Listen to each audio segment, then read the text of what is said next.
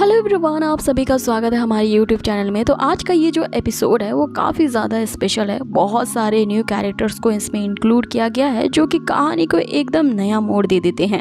अब बहुत सारे न्यू कैरेक्टर्स की वजह से इनका नाम काफ़ी ज़्यादा मुश्किल हो जाता है, लेकिन मैं आपकी आसानी के लिए इन्हें ईजी नाम दूंगी।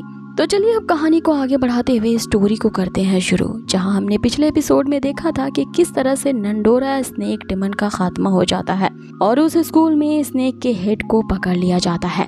अब आगे एपिसोड की शुरुआत होती है जहां हम लिन ची को देखते हैं जो कि अपने मेंटल असाइलम में ही उस नंडोरा स्नेक डेमन ने जिसे अपना हेयर बनाया था उन दोनों को कब्जे में लेकर के उन्हें इंट्रोगेट कर रहा होता है।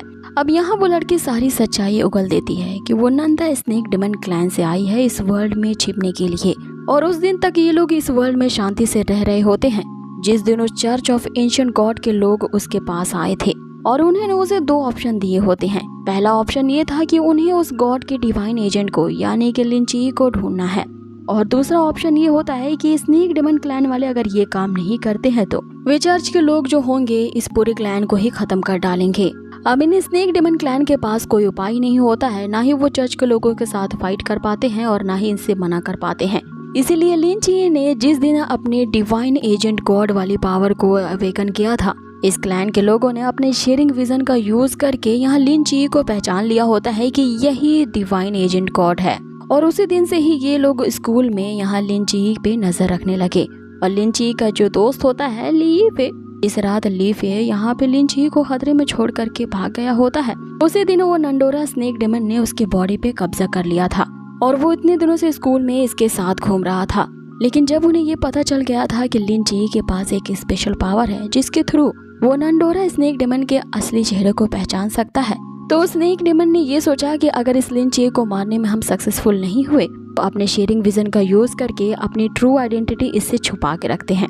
लेकिन लिन ची ने नाइट वॉच वन की टीम की मदद से उस नंडोरा स्नेक डेमन को ढूंढ लिया होता है और उसे पकड़ लिया होता है। अब हमें उसी नंडोरा स्नेक डेमन को दिखाया जाता है जो कि अब लिन ची की कैद में है। यहाँ वो इस बात को कबूल करती है कि अगर उस लीफी ने अपने हाथ को आगे बढ़ा करके तुम्हें बचाने के लिए उसने मुझे रोका नहीं होता तो अभी तुम मारे गए होते। अब हमें उसी लीफी को दिखाया जाता है और वो भी यहाँ पे कैद में था। उस डेमन स्नेक तो बहुत ही पहले उसकी बॉडी पे कब्जा कर लिया था और उसे अपना वारिस बना दिया होता है, लेकिन अचानक से उस दिन लीफी जो होता है अपने बॉडी पे कंट्रोल पा लेता है। उसने लिन ची की जान बचा ली होती है क्योंकि उसके मन में कहीं ना कहीं इस बात का पछतावा होता है कि काश उस दिन उसने लिन ची की मदद कर ली होती है। लेकिन उस रात जो लिन ची को वहीं पे मुसीबत में छोड़ करके भाग गया था, इसकी वजह से वो अपने आप को हमेशा गिल्टी और दोषी पाता था और इसी बात ने उसे ट्रिगर किया और उस दिन इसने लिन ची की जान बचा ली उस स्नेक डेमन को रोकते हुए। अब आगे लिन ची लीफी के पास जाता है जिसे अभी भी पछतावा होता है कि उसने अपने सबसे अच्छे दोस्त को यूं धोखा देने की कोशिश की थी, और इसी पछतावे ने उसे सदमे में डाल दिया होता है जिसकी वजह से अब उसकी कंडीशन काफी खराब हो चुकी थी। यहाँ लिन ची उसे कंसोल करने की कोशिश करता है जिसपे यीफे उसे बताता है कि 7 दिन पहले उसके साथ जो हुआ था उसकी पूरी फैमिली को इस स्नेक डेमन ने मारने की धमकी दी थी, इसके कारण यीफे को उसकी बात माननी ही पड़ी और उसने जो कुछ भी किया बस उस स्नेक डेमन के वश में आकर के किया। जिसमें लिन ची उसे कहता है कि लेकिन फिर भी लास्ट में तुमने मेरी मदद ही की मुझे बचा के। अब आगे लिन ची उसे कहता है कि आगे तुम्हारे पास चूज करने के 2 रास्ते हैं और मुझे यकीन है कि तुम अब अच्छाई का ही साथ दोगे। जिसपे यीफे उससे पूछता है कि अगर तुम मेरी जगह पे रहते तो क्या चूज करते, जिसपे लिन ची उसे कहता है कि तुम जानते हो कि मैं क्या चूज करता।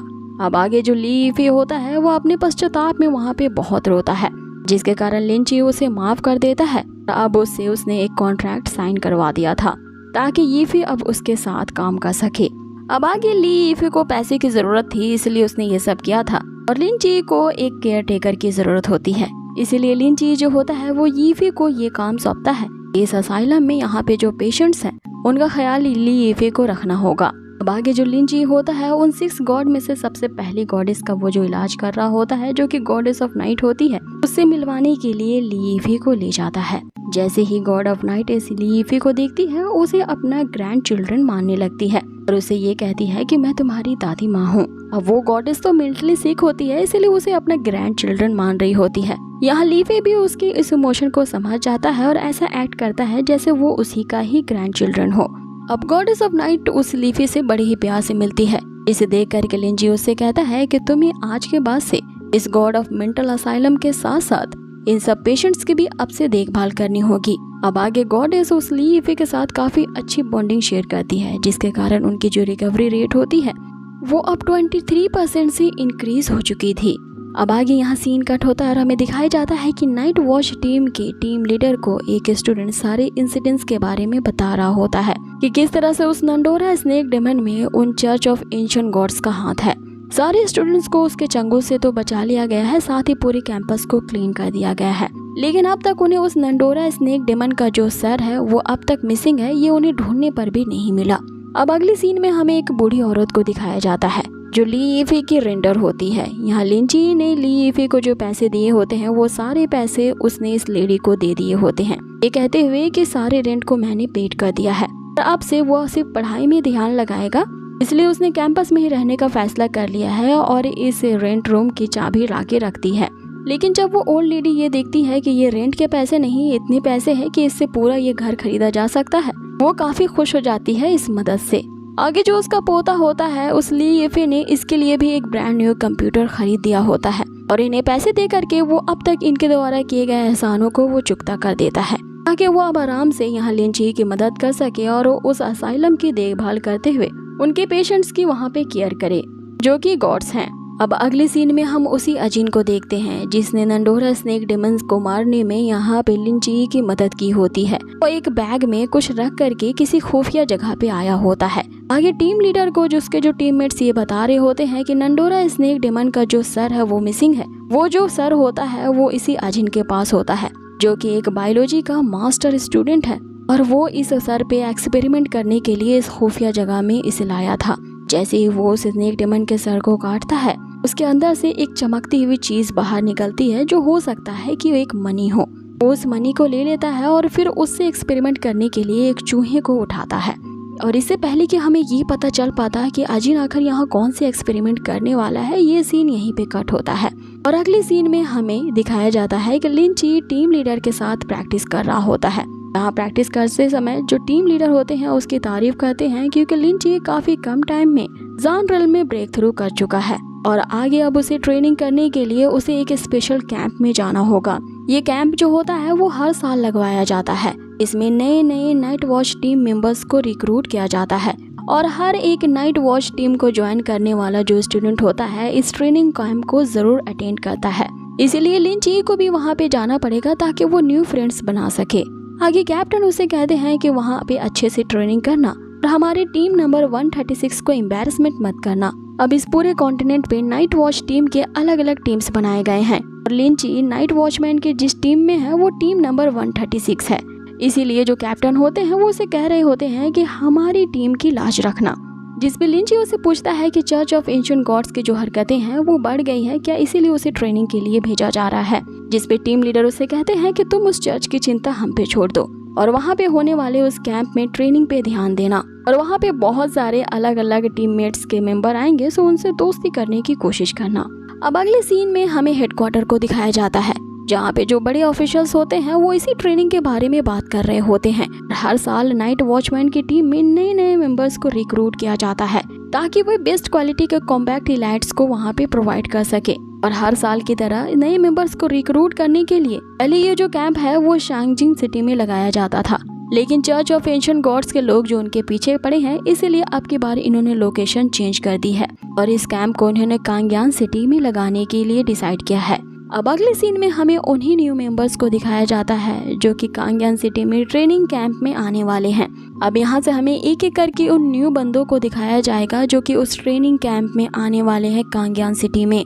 सबसे पहले हमें एक मोटे से बंदे को दिखाया जाता है जो कि काफी ज्यादा अमीर इंसान है। वो कुछ बुड्ढों के साथ यहाँ पे पोकर गेम खेल रहा है, लेकिन वो बुड्ढे इससे हार जाते हैं और हारने के बाद वो बुड्ढे डर जाते हैं कि पता नहीं ये बंदा हमारे साथ क्या करेगा। तभी वो जो मोटा बंदा होता है जो काफी ज्यादा अमीर है, इसीलिए हम इसे रिची कहेंगे, अपने बहुत सारे बॉडीगार्ड्स को अंदर लाता है। इसे देख करके वो बुड्ढे डर जाते हैं, लेकिन वो बॉडीगार्ड्स जो होते हैं इन बुड्ढों के सामने सोने की घड़ी पेश करते हैं। आगे जो रिची होता है उनसे कहता है कि तुम लोगों के साथ पोकर गेम खेलने में मजा आया, इसीलिए मेरे साथ टाइम पास करने के लिए मैं तुम्हें ये रिटर्न गिफ्ट दे रहा हूँ, क्योंकि तुम्हारे साथ गेम खेल करके मुझे बड़ा मजा आया। अब आगे रिची का बॉडीगार्ड उसे बताता है कि यंग मास्टर आपको कांग्यान सिटी में जाना है, जिसपे यहाँ रिची कुछ ज्यादा ही अमीर होता है। हालांकि उसे कांग्यान सिटी में उस ट्रेनिंग कैंप में तो नहीं जाना, लेकिन वर्ल्ड के हर एक मजेदार गेम को खेल करके वो बोर हो चुका है। इसीलिए कुछ नए रोमांच के लिए वो उस ट्रेनिंग कैंप में जाना चाहता है। कि वो अपने बॉडीगार्ड को ये ऑर्डर देता है कि मेरे लिए उस पूरे एयरपोर्ट को ही खाली करवा दो,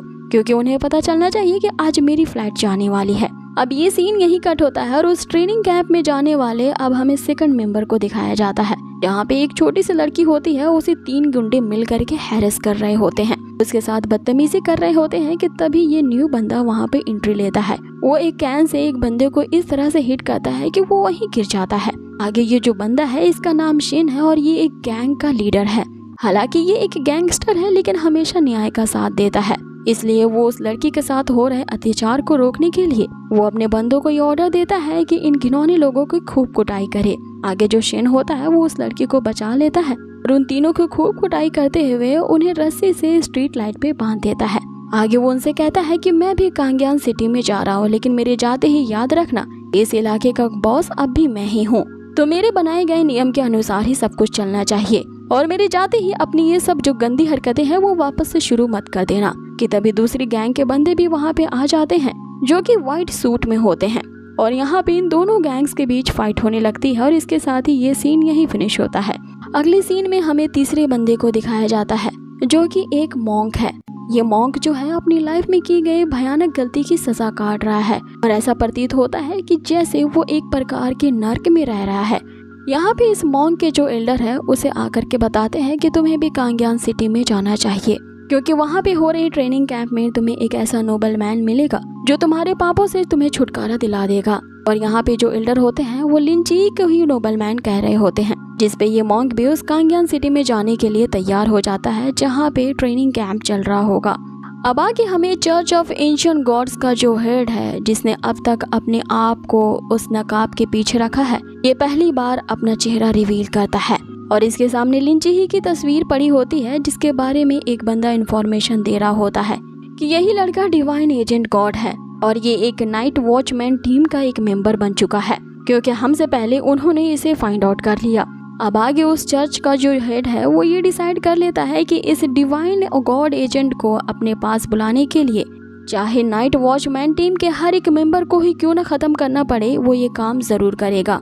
और अपने इसी खतरनाक मंसूबे को कामयाब करने के लिए उसने सबसे पहली नाइट वॉच टीम की जो मेंबर होती है जो कि होंगयान है, उसके अपार्टमेंट में इन्होंने एक टाइम बॉम्ब लगा रखा है। जैसे ही होंगयिंग अपने अपार्टमेंट का यहाँ दरवाजा खोलती है, बॉम्ब ब्लास्ट होता है और वो अपार्टमेंट ही पूरी की पूरी जलने लगती है। लेकिन होंगयिंग एक शिंजो है जिसमें सुपर नेचुरल पावर्स है, इसीलिए उसे इस ब्लास्ट से जरा भी इफेक्ट नहीं होता और ये समझ जाती है कि इस बॉम्ब को यहाँ लगाने का काम और किसी का नहीं बल्कि उसी चर्च ऑफ एंशिएंट गॉड्स के ही किसी बंदे का है। उनमें से एक बंदे को वो देख भी लेती है और उस पे अटैक भी करती है। अब आगे उस चर्च का हेड जो होता है वो अपने और भी टीममेट्स को यहाँ पे बुला लेता है ताकि वो नाइट वॉच टीम पे इस तरह के कई और सारे हमले कर सके। अब यहाँ हमें विलन के साइड्स के भी अलग अलग मेंबर को दिखाया जाता है जो कि हीरोज के ग्रुप का सामना करने के लिए यहाँ उस चर्च के हेड द्वारा बुलाए जा चुके थे। और अब यहाँ हमें विलन की साइड से सबसे पहले मेंबर को दिखाया जाता है जिसमें एक लड़की होती है जो कि काफी खतरनाक आउटफिट में होती है। इसका नाम लीसा होता है जो कि अपने दूसरे मेंबर लियांग से मिलने के लिए आती है। ये दोनों ही उस चर्च के हेड के ही बंदे हैं और ये दोनों ही आपस में रिलेशनशिप में हैं जो एक दूसरे से मिलते ही किस करने लगते हैं। अब आगे हमें तीसरे बंदे को दिखाया जाता है जो कि ट्रेन में सफर कर रहा होता है। इसके बाद चौथे बंदे को दिखाया जाता है जिसके चेहरे पर अजीब सी टैटू होती है और वो बस से आ रहा होता है। और फिर 5वें, 6ठे और 7वें मेंबर को दिखाया जाता है जो कि बाइक से आ रहे होते हैं। ये सभी ही उस चर्च के हेड के सर्वेंट्स हैं जो कि उस डिवाइन एजेंट गॉड को अपने गिरोह में शामिल करने के लिए उस नाइट वॉचमैन टीम का मुकाबला करेंगे और उस डिवाइन गॉड एजेंट को यानी कि लिंची को अपने गिरोह में शामिल करने के लिए चाहे इस चर्च के हेड को नाइट वॉच टीम के साथ वॉर ही डिक्लेयर क्यों ना करना पड़े, वो ऐसा जरूर करेगा। चाहे तो वो उसे अपने गिरोह में शामिल करेंगे या तो फिर उसे मार डालेंगे। और उस चर्च के हेड ने ये वॉर का डिक्लेरेशन कर दिया होता है और इसी के साथ ही ये एपिसोड भी यहीं फिनिश होता है। सो गाइज, आप लोगों को ये आज का एपिसोड कैसा लगा है मुझे कमेंट बॉक्स में जरूर बताएं। बहुत ही जल्द मिलेंगे इसके नेक्स्ट एपिसोड पे। Till then take care, stay healthy, good bye.